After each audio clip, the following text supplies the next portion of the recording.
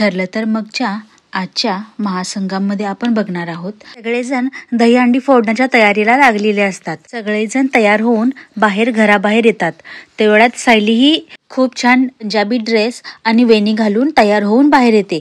ती एकच नंबर दिसत असते. तिला बघितल्यानंतर अर्जुन तिच्याकडे बघतच राहतो.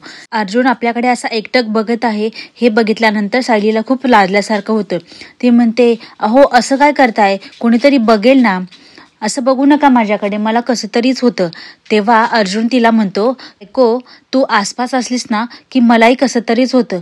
तेव्हा अर्जुन आणि सायली एकमेकांकडे बघण्यात गुंग होऊन जातात.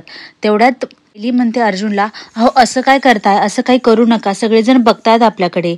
तेव्हा अर्जुन म्हणतो, बघू देत ना, तसं लायसनच काढले मी, एकदा दोनदा नाही 3दा काढलंय.